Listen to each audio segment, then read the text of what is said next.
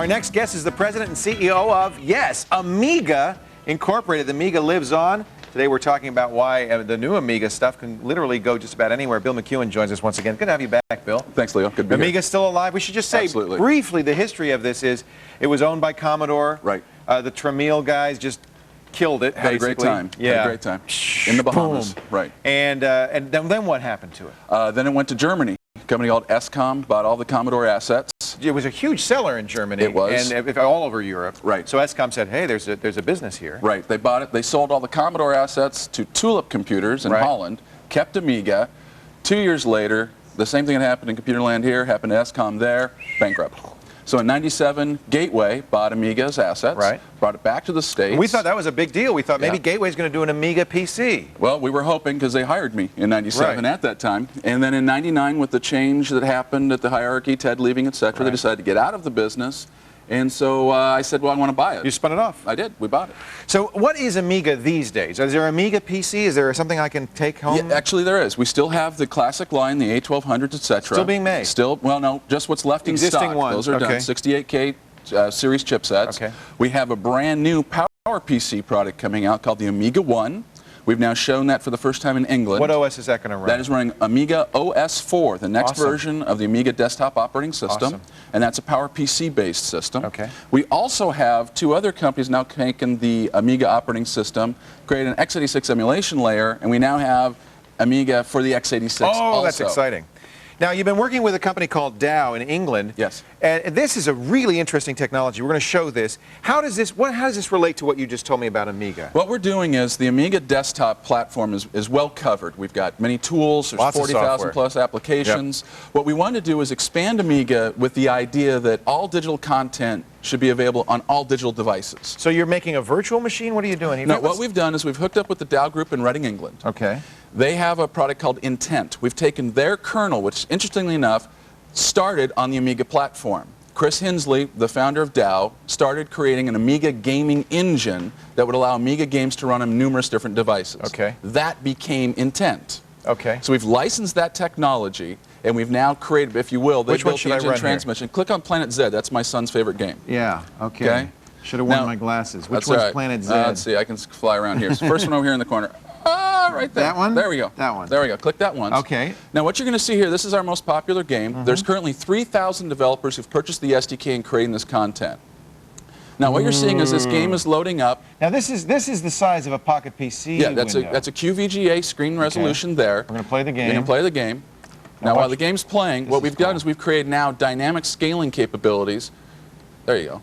So the game can scale from any single device. This is while it's playing, folks, which is kind of really neat. So what you have is the same so the exact same binary that will run on any of these handhelds here will also run on desktops, set-top boxes, etc. Can I get this now? This is, you have a bunch of games that come with it. I presume other software could run on it. Absolutely. This is for Windows. Is that available now? It is available now. From Windows and Linux are available now on our website, and everything, 67 titles available now. Just briefly, so I understand what's going on. The game is written in some sort of generic code? Right. You either C, C++, or what our native language we call VP, virtual processor. And then compiled down to RISC-32, which is kind of a virtual processor. Correct. And then you write little translators for all the different platforms that translate RISC-32 into, in this case, an Intel chip. But we can do the same thing on Pocket PC. Exactly. What we've done here, this is a Pocket PC. This is the old version of Pocket PC. Okay. This is running a MIPS processor. Let's turn it on. I'm going to tilt it up here and see if we can get it on. Now what we're going to do is we're just going to plug in this compact flash device, and in a moment it'll read the content. In the memory, there it is, and the same games are on here. Right, the exact same binary. And they play the same? Yes.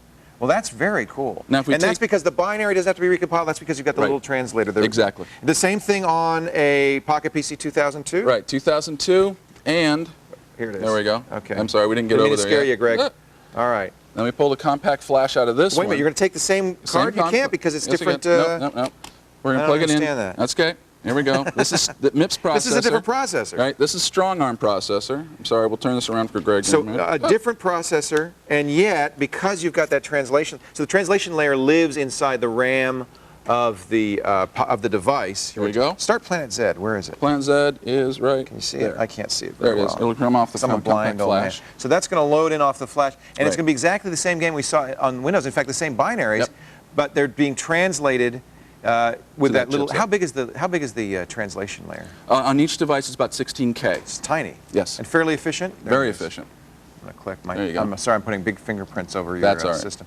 So, what devices currently are we able to run this on? Well, right now we're on the desktops, and in April we'll be launching the AMIGA Anywhere platform. That's why we're That's here what at you're ESC. calling this, Amiga Anywhere? Right. And so you would go and you would buy something like this, which is a game pack.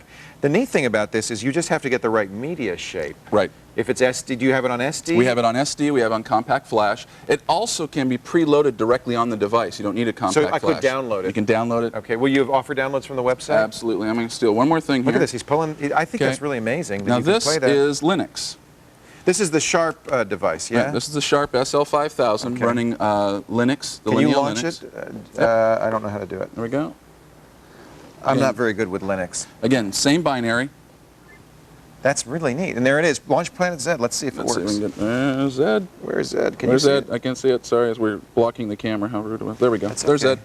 And there it is. And that's the same one that was running on all these other ones. Right. The translation layer. That's the kind of thing they're doing with a Crusoe chip, basically. Yeah. It's, Yeah, and hardware, software. Right. Okay. You're doing this in software. We're doing all in in software. Wow. So that's the really idea is that any AMIGA content can be run on any digital device. And what we're doing here at ESC I like it that it West, was yeah. also automatically scaled to the screen size. Absolutely. So whatever the native screen is, you're going to be able to get that full resolution. What's the highest resolution right now? Right now it's 1024 by 768. Right. And then can you go higher? We will be going higher. In fact, all of our 3D stuff, etc., will all use the exact same layers, so we can go on any device. The thing I think is neat about this is it's very fast. It feels very fast. It has to be, obviously, to play this kind of Twitch games. Yeah. A neat idea. So this is one more way Amiga is staying alive. Absolutely. Ultimately, the benefit is you can port all of these products over to the Amiga platform. Exactly. You've got ready-made software. Absolutely. For the new Amiga OS 4.0 is going to be out when? It'll be out. It's supposed to be this summer. Okay. It's already in beta. look for People it. have it. Bill, thanks for keeping Amiga alive. There are a lot of people out there going, yes, keep the faith, baby. Keep the faith.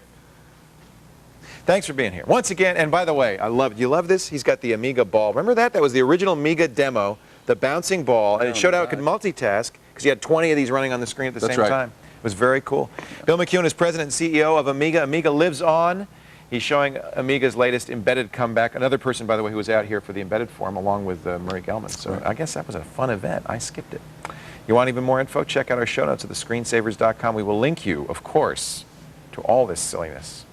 There's simply no good reason to go anywhere else, my friends. Still to come on this television program this evening, Kat shows you hours of endless game-playing fun in her sight of the night. Plus, the benchmarks are already in. They snuck them. They snuck them in on the new Athlon chip. How'd they do that? It just came out today. And your chance to win a fabulous new Gateway PC is just minutes away. I hope you've been paying attention. All that and more as the Screensavers rolls on.